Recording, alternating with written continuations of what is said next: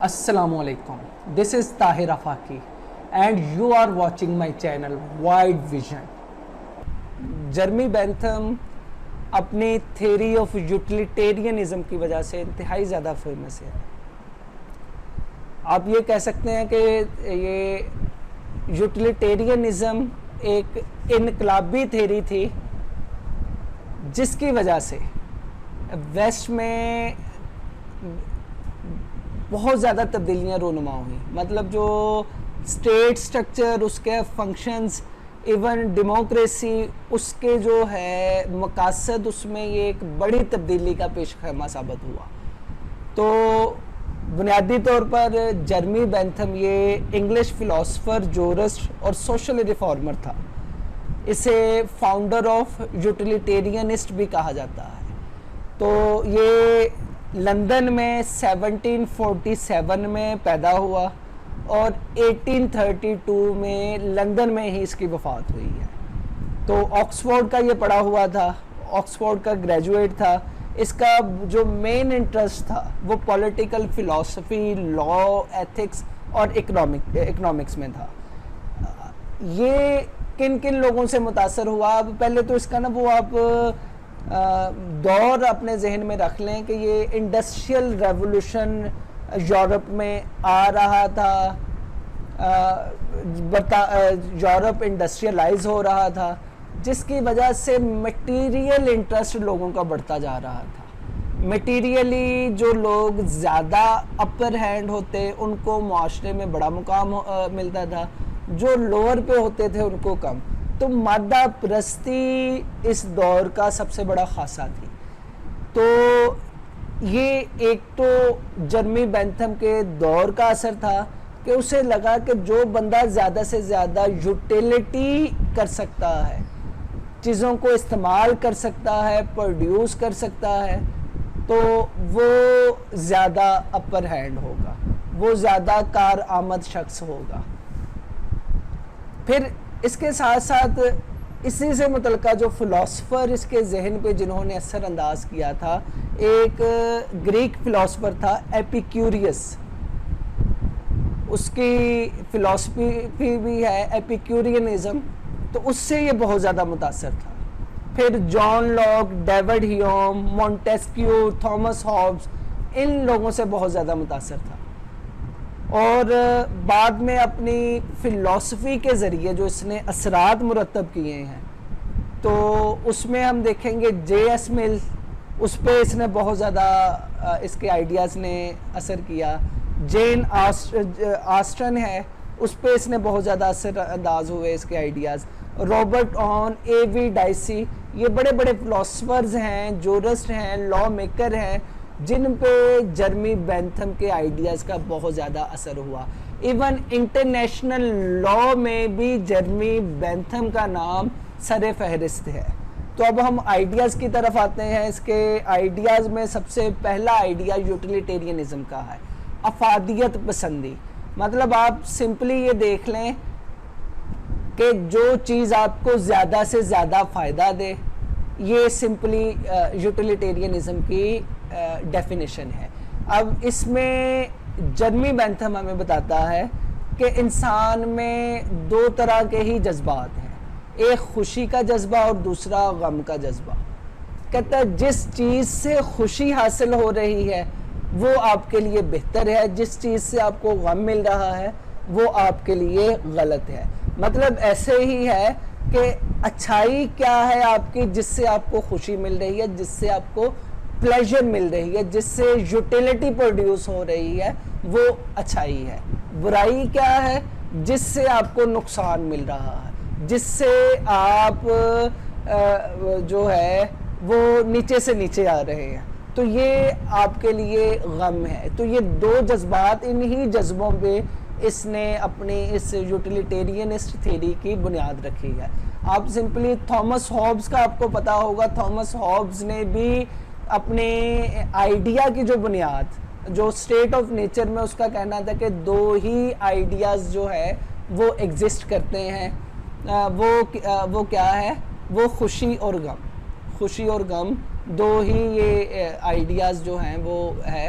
एक को उसने कहा था प्लेजर और दूसरे को पेन कहा था। तो यही समझ लें कि यही वो आइडियाज़ हैं, यही वो जज्बात हैं जो कि जेरमी बेंथम ने इंकलकेट किए हैं अपनी थ्योरी ऑफ यूटिलिटेरियनिज्म में। तो इसकी नज़र में कोई भी रियासत वो रियासत होने की मुस्तहिक ही नहीं अगर वो आपको ज़्यादा से ज़्यादा फ़ायदा नहीं दे रही, आपकी यूटिलिटी को मैक्सिमाइज नहीं कर रही। कोई भी लॉ ऐसा लॉ नहीं जो कि आपकी प्लेजर का बायस ना बन रहा हो, और कोई भी गवर्नमेंट ऐसी गवर्नमेंट नहीं जो कि आपकी यूटिलिटी को इंक्रीज करने में अहम किरदार अदा नहीं कर रही। तो ये इसकी थ्योरी हमागीर है, हर शोबों में फैली हुई है इसकी। ये यूटिलिटेरियनिज्म का जो है कॉन्सेप्ट आइडिया हर पॉलिटिकल आइडिया में इसकी पेनिट्रेशन है। तो पहले तो हम देखते हैं इसकी थ्योरी ऑफ स्टेट। तो थ्योरी ऑफ स्टेट क्या है, स्टेट के फंक्शंस क्या हैं। तो स्टेट तो सिंपल वही है ना कि 4 अज्जा का मुरक्कब है, पॉपुलेशन है, टेरिटरी है, गवर्नमेंट है और सॉवरेनिटी है। तो इसमें वो इनका स्टेट का मकसद बता रहा है कि स्टेट का मकसद, एक स्टेट वही स्टेट है जो कि मैक्सिमम यूटिलिटी का बायस बन रही है। अगर तो वो यूटिलिटी दे रही है, इंसान का फ़ायदा कर रही है, तो वो स्टेट एक अच्छी स्टेट है। अगर मतलब जो मौजूदा दौर में जो वेलफेयर स्टेट है, जो वेलफेयर स्टेट का कॉन्सेप्ट है कि लोगों को ज़्यादा से ज़्यादा फ़ायदा देना, अफादियत उनकी इंक्रीज़ करना, तो अगर तो वो दे रही है वो अच्छी स्टेट है, अगर वो ये नहीं काम कर रही तो वो बुरी स्टेट है। लिहाजा उसका इसने जो स्टेट का मकसद जो डिफाइन कर दिया वो यही है कि एक स्टेट एक रियासत वो रियासत होती है जो कि लोगों की यूटिलिटी या फादियत में अहम किरदार अदा करती है। तो ये तो हो गया इसका थ्योरी ऑफ स्टेट। फिर इसका है थ्योरी ऑफ लॉ। तो थ्योरी ऑफ लॉ में भी इसका कहना है कि वो तमाम लॉज जो कि इंसानों की प्रोडक्टिविटी में इजाफा करने का बायस बनते हैं, उनकी यूटिलिटी में इजाफे का बायस बनते हैं, तो ऐसे उनकी प्लेजर में इजाफे का बायस बनते हैं, उनको खुशी देते हैं, तो ऐसे लॉज जो हैं वो बेहतरीन लॉज कंसिडर होंगे। इसके बरक्स वो लॉज जो कि इनकी प्लेजर को छीनते हैं वो लॉज उसकी नज़र में बुरे लॉज हैं, मतलब नेचुरल लॉज हैं। तो नेचुरल लॉज की इसने नफ़ी की है। मतलब नेचुरल लॉज में तो ये है कि आप माशरे की for the sake of the benefit of society आप ज़्यादा से ज़्यादा सेक्रीफाइस करें। तो बेंथम की नज़र में ये नेचुरल लॉ काबिल कबूल नहीं है। ऐसा लॉ जो कि इंसान की प्लेजर में असरअंदाज हो रहा है तो उस लॉ को वो लॉ नहीं मानता।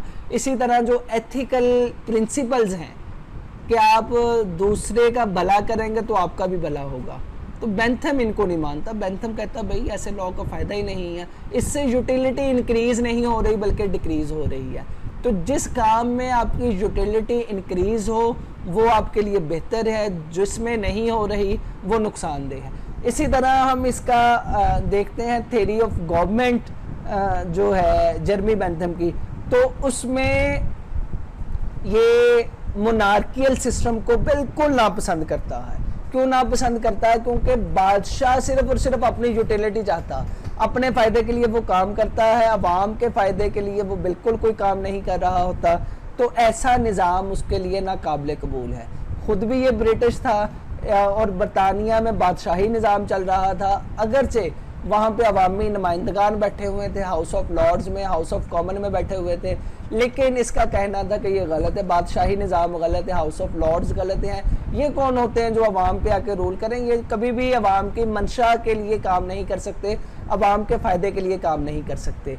अगर काम कोई कर सकता है तो वो अवाम अपने फ़ायदे के लिए काम कर सकती है। लिहाजा इसका कहना था कि बादशाही निज़ाम की बजाय democratic system is the best government system for the utility of the common people.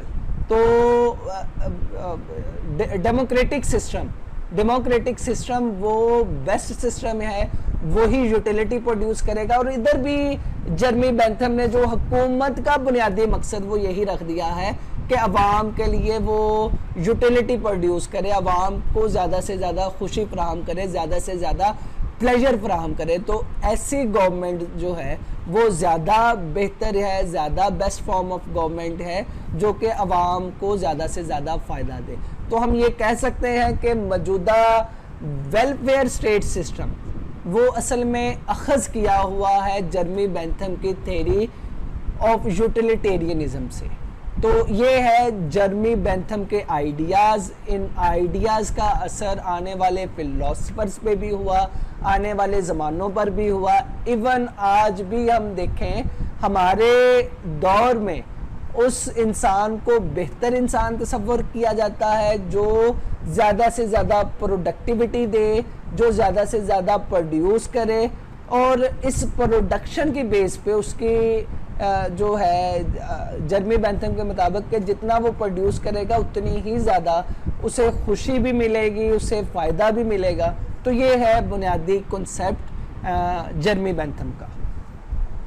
तो अब आप इसमें देख लें, ये हमारा सिंपल